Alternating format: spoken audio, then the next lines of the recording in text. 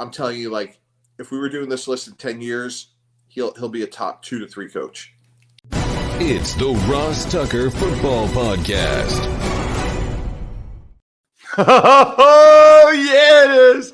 But it's not just any Ross Tucker Football Podcast. It is a Monster Monday, presented as always by DraftKings. I am Ross Tucker, former NFL offensive lineman, 5 teams, 7 years. Hope everybody had an awesome, and I mean awesome, weekend. Man, I was supposed to go on a float trip. So Friday night, we win our softball playoff game, which was awesome. Saturday, I was supposed to go on a float trip down the river, which is typically amazing. River too low. So we pivoted to the Ed Sheeran concert. That was awesome. And then, of course, yesterday went to a graduation party. Make sure you're checking me out on social media at Ross Tucker NFL so you can see the tuck spreads from the graduation party. It was like a brunch. It was delicious, actually. New week means new spread the word winner via social media, either at Ross Tucker NFL or at Ross Tucker Pod. We love the quote tweets. We love the Facebook reviews of Ross Tucker Pod.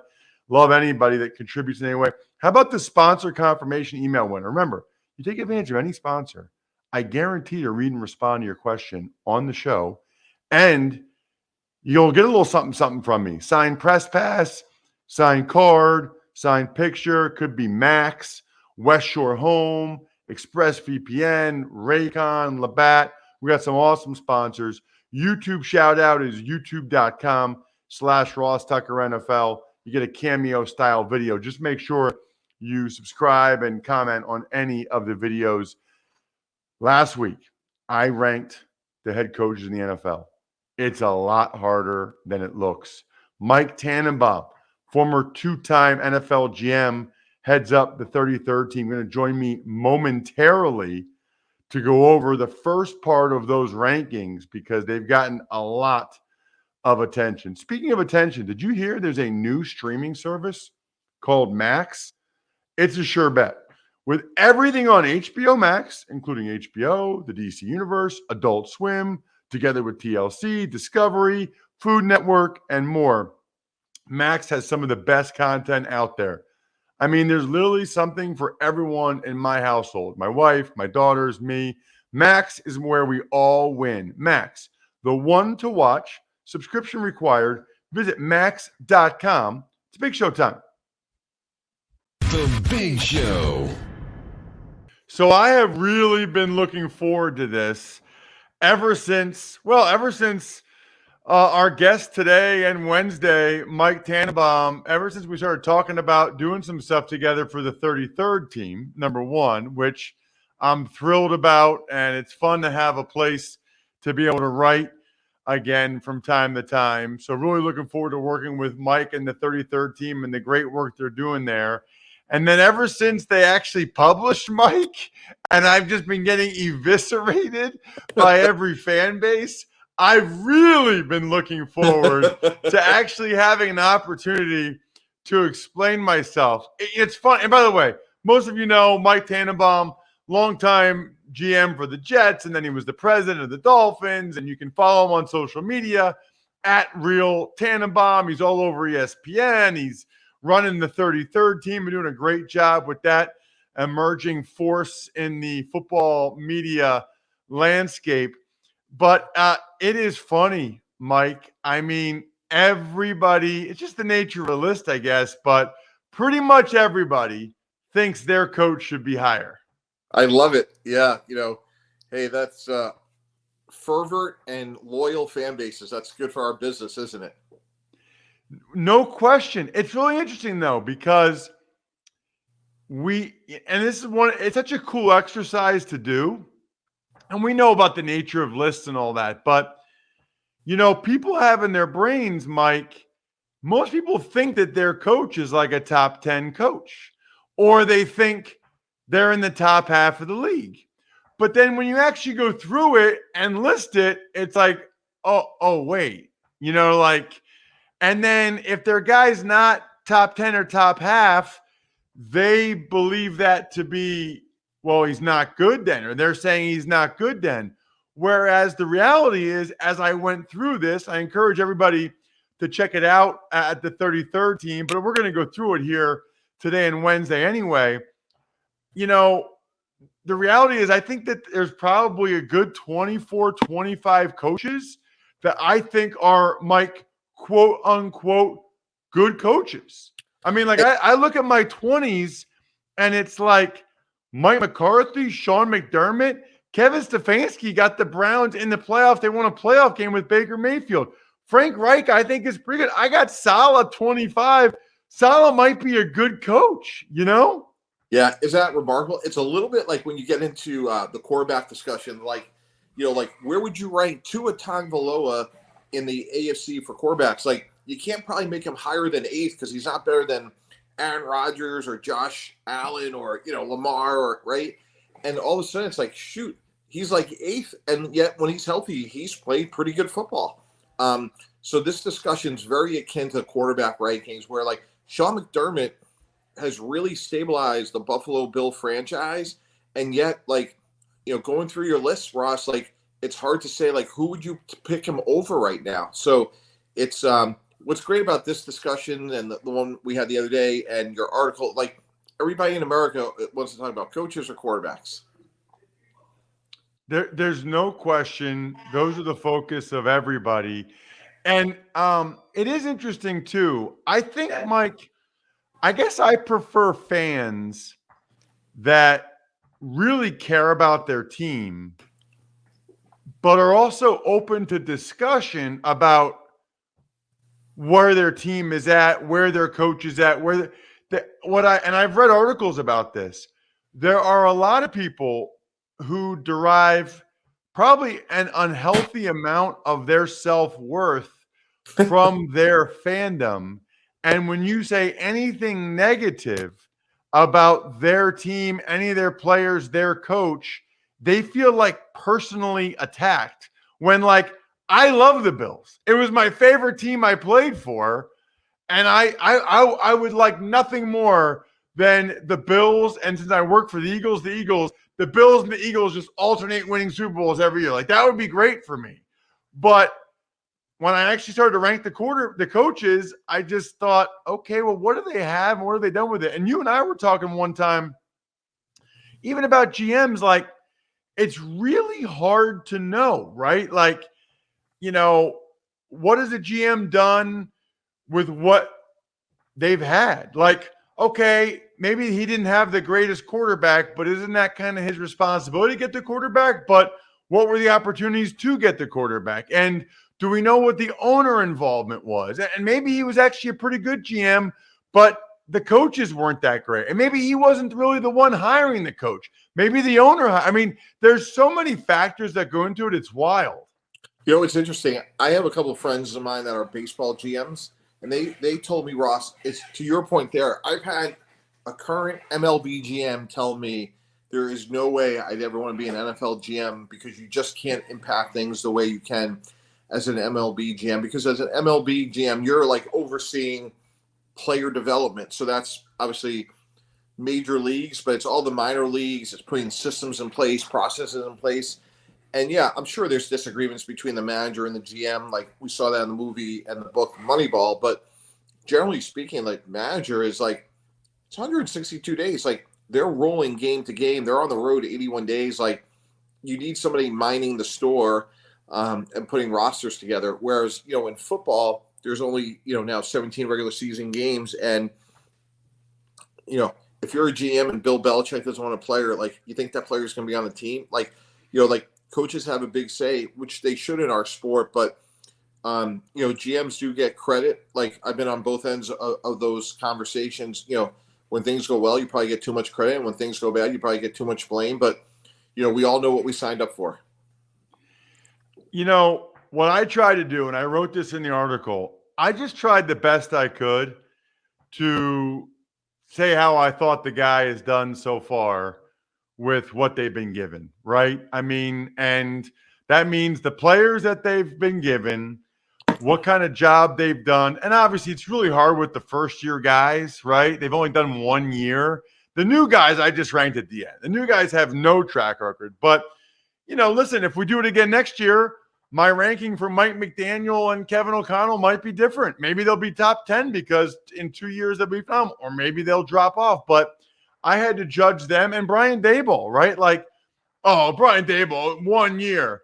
Okay, yeah, but like that Giants roster was not that good. And they not only made the playoffs, they won a road playoff game, Like that, I was pretty impressed.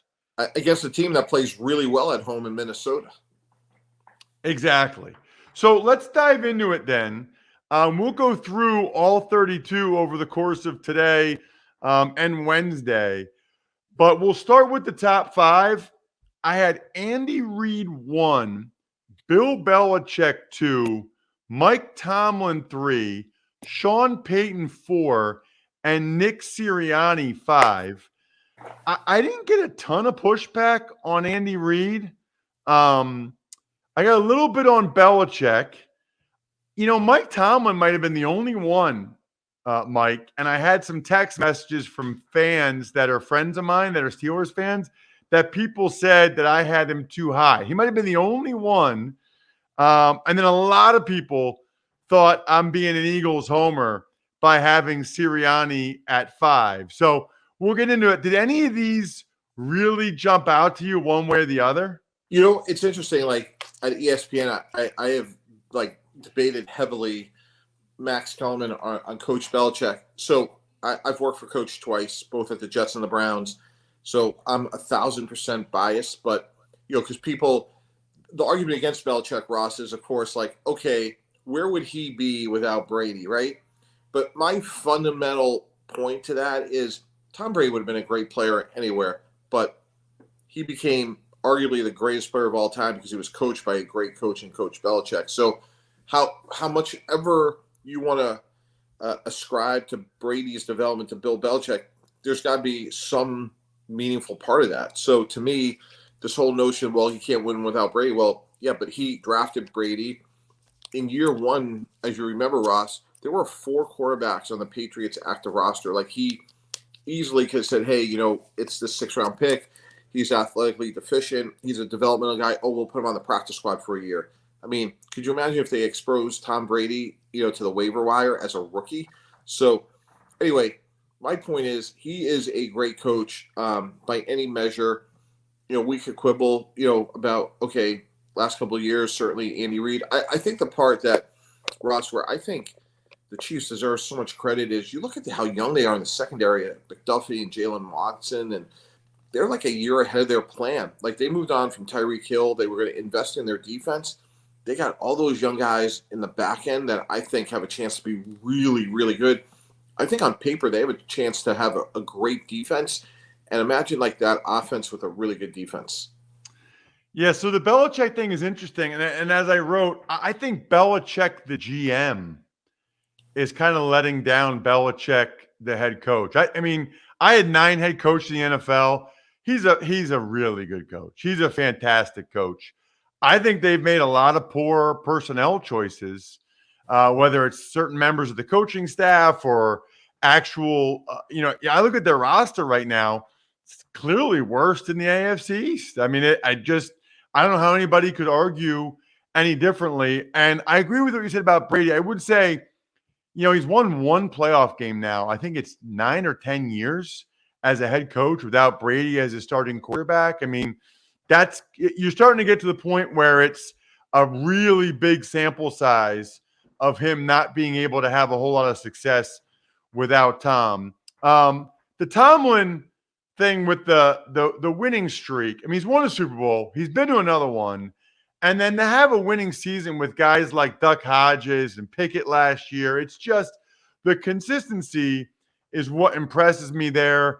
I've always thought Sean Payton was an excellent coach. Sirianni, people kill me for it. This is one, Mike, 2021, the owner. First of all, 2020, a Super Bowl winning coach, Doug Peterson, won 4 games, okay? They bring in Sirianni. The owner calls it a transition year, which is about as close to saying a rebuilding year as you can say. They take all the Wentz dead money that year. I mean, they trade him. They're going to give this Jalen Hurts guy a shot. Jalen Hurts, to be honest with you, didn't even play that great. They made the playoffs. I mean, Right. transition year, they made play. I would argue, Mike, that Sirianni did a better coaching job in 21 than he did this past year when they went to the Super Bowl with just a beautiful roster. I mean, just a really, really good team. Although, even before the year last year, the Vegas win total for them was 9.5. So it's not like people were saying the Eagles were some super team either. Yeah. Look, all great points. And, the other thing, just going back to 21 for a second, like, I've been there with rookie head coaches. Like, he was not he wasn't in his first year. He was a rookie first year head coach. And one of the things that I loved about what they did is they took what they had in Jalen Hurts and said, like, what's going to make him best? They didn't try to put a square peg in a round hole. Like him and Shane Steichen, it wasn't the Charger offense. Like, this was the Eagle offense that, Nick and Shane put together that maximized his abilities. And I love that about coaching. Yeah, if you go by what you see, like, it's hard to argue. They were within a whisker of winning. And, if we're going to give Belichick credit for developing Tom Brady, we got to do the same. Like, some of the throws that Jalen Hurts made in the Super Bowl were unbelievable. Like, they were unbelievable. Like, he is playing at an incredibly high level. Anytime I'm drinking Labatt Blue Lights, I'm at an incredibly high level. Drink Labatt Blue Light with your friends and live life to the power of we. Always enjoy responsibly beer. Labatt USA, Buffalo, New York. 6 through 10, Mike. We've got Kyle Shanahan at 6. Sean McVay at 7. I mean, 2 really good coaches. Brian Daboll at 8. Pete Carroll 9. And Doug Peterson 10. I mean, these are all good coaches. The one that stood out to people, obviously, there is Daboll. We talked about it. He's only in 1 year and took what I thought was an average at best Giants team. We already talked about that. Carroll's fantastic. Peterson's fantastic. Shanahan, McVay. I mean, these are all guys I could make an argument for in the top 5, probably. I think Pete Carroll's last year might have been his best year with Geno Smith. Yeah, you talk about a team rebuilding on the fly. Like, they took Geno Smith, who was a journeyman.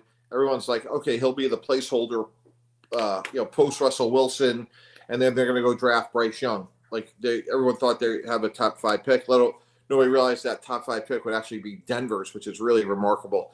But yeah, all those guys. The one guy like Kyle's done a good job. I'm probably not as high on him as maybe others. Haven't won the big one, obviously. There's been a couple of things that haven't gone their way. I think he's still really, really good. I love Daboll. I've been friends with Brian. I'm not surprised. The only thing I was surprised about Brian Ross is that he didn't get an opportunity sooner in his career. I think we'll be talking about him very similar to what you just said about, Nick Sirianni. So, that's a really solid group. I think Sean McVay is going to have to flex his coaching muscles this year because, the way you just described New England being, the 4th team in the AFC East, I just don't know how the Rams are a very good team this year. I just don't see it. Totally agree. The Shanahan one's interesting, getting the Super Bowls with Jimmy Garoppolo and conference championship games. I put a lot of stock in how far you get with the like my perception of how good the quarterback is, I guess. What about 11 through 15? We've got John Harbaugh, Zach Taylor, Mike Vrabel, Mike McDaniel, Kevin O'Connell. I mean, this is tough, Mike. I think Harbaugh and Vrabel are studs. I mean, Zach Taylor the last couple years, but all 3 of those guys, people were telling me should be higher. Yeah, well, let's face it. Like Zach Taylor was on life support, and I love Zach. I work with him in Miami. He's a great guy. But look, he should be there for 10 years. I mean, they have it really rolling now. I think Vrabel probably is a little bit underrated because of their consistency, what they've done. I've always been a big fan of his. I think if I was owning an NFL team and I could pick one of 3 young guys, one of them for sure would be Kevin O'Connell. When I worked at the Jets, he actually helped Rex Ryan and Mike Pettin design blitzes. That's how smart he was. Rex thought he was the smartest player he'd ever been around. So his success isn't surprising me either. Like, you're right. this is so hard, but I think there's something really, really compelling about O'Connell long term. Wow. That is really interesting about Kevin O'Connell and that because he wasn't a great player. He was kind of a disappointment as a third-round pick. He was a smart guy. He got hurt. His dad's a Philadelphia cop. He's a little bit like Sean McVay. Some people in life are like, what you see is what you get. Like, we're Northeast guys. Like, we're not going to really fool anybody, Ross. Like, we kind of wear our thoughts on our sleeves, like for better or for worse. But Kevin O'Connell is not a what you see is what you get guy. He is extraordinarily competitive. He's tough as nails, and he's really, really smart. And he comes across as this really likable, affable. He is a likable guy, by the way, but he is smart and tough. And I'm telling you, like, if we were doing this list in 10 years, he'll be a top 2 to 3 coach. Man, that was good, right? Part 1 with Tannenbaum going over the coach rankings. Here's what I would say. If you're going to file a complaint, feel free to email me your rankings, because what everybody does is they just look at one guy ahead of the guy that they think is too low and make an argument for that one guy. But you could do that all over the place. You know what else you cannot do all over the place? Get the unbelievable service that I got from West Shore Home when we put in the new shower and the new bath shower upstairs in my house here in Pennsylvania. In one day, they tore out our 2 old baths and replaced them with a beautiful new shower and a fresh new bath. I didn't need someone here like 3 days waiting for these guys. Are they coming again today? Are they going to get it done today? No, it doesn't go like that. By the way, if you go to westshorehome.com/Ross and schedule a free estimate, not only do you qualify for free installation for a limited time, but if you listen to the Fantasy Feast podcast or watch it, you are automatically entered to potentially go against Joe and I in a best ball contest at DraftKings. That's westshorehome.com/Ross. Schedule the free estimate and then forward the email to me, ross@rosstucker.com. I might even take the first 10 to be in this best ball draft with me and Joe Dolan. Tuck's Takes. All right, Ross, we'll start with the Bills signing offensive tackle Brandon Shell and the Colts signed edge rusher Gennard Avery. So these are things you see this time of year. You'll see these again during training camp when teams look at what they have and think, we could really use a little more depth at offensive tackle. And Brandon Shell has played a lot of games in the NFL and can play both sides. Or, we really need another edge guy just for some depth.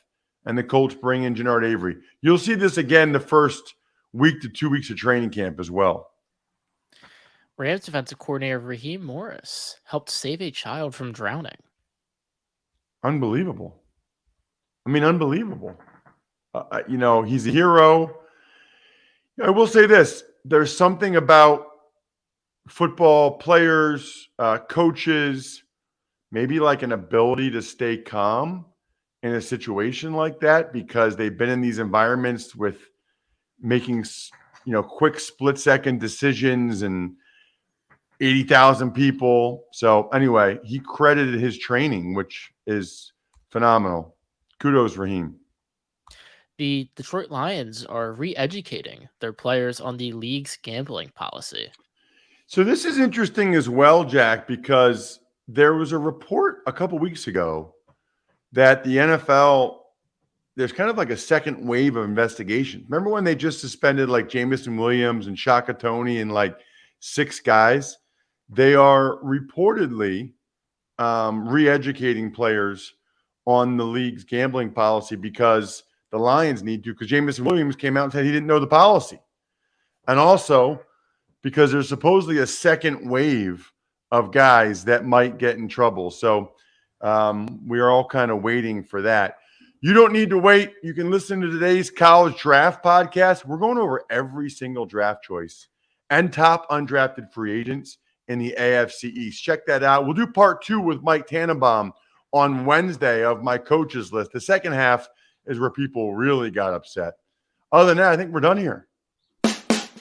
Thanks for listening to the Ross Tucker Football Podcast. Make sure to also subscribe to the Fantasy Feast, Even Money, Business of Sports, and College Draft. All available at Apple Podcasts, rosstucker.com, or wherever podcasts can be found.